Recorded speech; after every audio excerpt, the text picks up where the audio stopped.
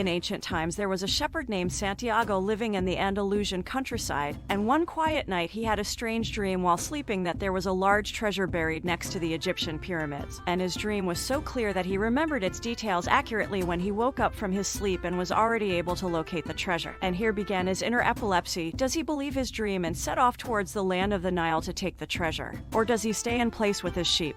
In strange circumstances, the poor shepherd accidentally met King Salem. Santiago exchanged conversations with him, and this mysterious king told him about his personal experience in discovering his own legend. And the king assured him that he must also follow his dream, pursue what his heart dictates to him to the end, and occupy his life with this. The king took 10 of his flock in exchange for teaching him how to get to the place of treasure and gave him 2 precious stones. The shepherd thought about the king's talk and linked his words to the strange dream he had, and then decided to follow the dictates of his intuition and determination, and made the decision to start the journey to search for treasure. And within a short time he sold his flock of sheep and cut the sea heading to Africa. But the young man was robbed on his first trip and lost his gold money, and found himself alone, depressed in the streets, regretting his decision to follow his dreams. Santiago then begins to look for work to earn some money so that he can return to his home and home again, and fortunately he managed to get a job with a crystal dealer. And already after a year in particular spent in hard work, he was able to save a lot of money, and when he decided to return to his country, he suddenly stopped and changed his mind and decided to try his luck again and continue his search for buried treasure. Shepherd Santiago joined a caravan that was on the way to cross the rugged and dangerous desert, and during his long and slow journey in the desert he continued to think about his dream and listen to the voice of his heart and the voice of the desert. And he came up with the fact that the world has a soul and that he is part of that spirit, so he has to realize his role well.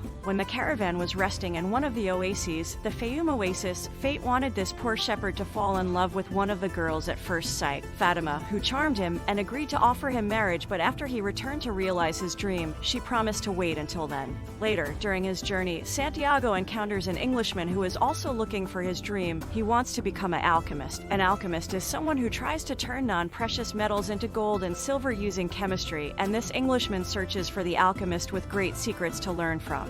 Indeed, Santiago meets the great alchemist, learns from him the secrets of the world and the language of the universe, remains with him and helps him continue his dangerous journey through the desert, teaches him life lessons, and for a moment Santiago feels that this alchemist reminds him of the mysterious King Salem. During the journey, the shepherd goes through a lot of dangers and situations that teach him how to live his life better and how to face and control circumstances instead of controlling him, and this is what made him a wise person. And despite his great love for that girl, he decided to leave his love behind him and continue his journey towards his dream to the end. And indeed, the shepherd finally arrives at the pyramids of Egypt and feels its moment of happiness and joy that he has reached the end of the journey. Indeed, the young shepherd begins to dig quickly in search of his treasure, and before it reaches a great depth, he is exposed to a gang of thieves who beat him and stole all his money and forced him to continue digging, but they did not find any treasure. So they left him and left, but one of the thieves told him that he once dreamed of a treasure inside one of the old churches in Spain, and that if he were a fool, he would travel to Spain to look for him, which is the same place and the same church that he was caring for. His sheep were near her, and then Santiago knew it was a sign and that this place was the same place where he slept with his sheep.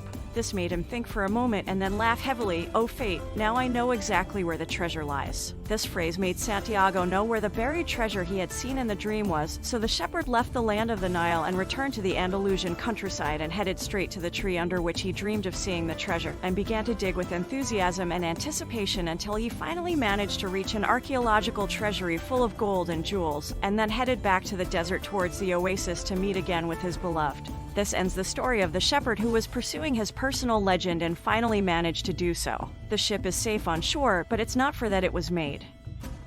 I do not live in my past, nor in my future. I have nothing but the present, and it is only what matters to me. If you can always remain in the present, then you are a happy human being. Decisions are only the beginning of something. When someone makes decisions, they actually dive into a sweeping current that carries them towards a destination they never expected, even in a dream at the moment they made that decision. If the days are so similar, it means that people have stopped perceiving beautiful things. The spirit of the universe is nourished by the happiness of human beings or by their misery and desires. The only obligation of man is to fulfill his own myth. All things are one thing, and when you want something, the whole universe conspires to allow your desire to be fulfilled. Son, I learned to love. I know that if I approach a little from the earth, everyone on it perishes, and the spirit of the world disappears. Therefore, we exchange sight and love. I give him life and warmth, and he gives me a reason to live.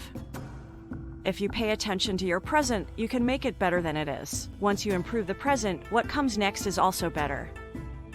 But how can I predict the future? Thanks to the signals of the present. In the present lies the secret. If you pay attention to your present, you can make it better than it is. Once you improve the present, what comes next is also better. Forget about the future and live every day of your life according to the provisions of the Sharia, relying on God's mercy on his servants, for every day carries eternity at its core. And there is only one thing that can make a dream impossible. It is the fear of failure.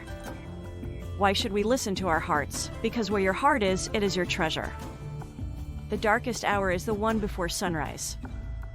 When we love, things have more meaning. All we feared was losing what we had, whether it was our lives or our crops. However, this fear disappears when we realize that our history and the history of the world were written by the same hand. One night the boy said to the alchemist, contemplating a moonless sky, that my heart was afraid to suffer. Alchemist, tell him that the fear of pain is worse than the pain itself, and no heart suffers pain as it pursues its dreams, because every moment of pursuit is a moment of encounter with God and with eternity.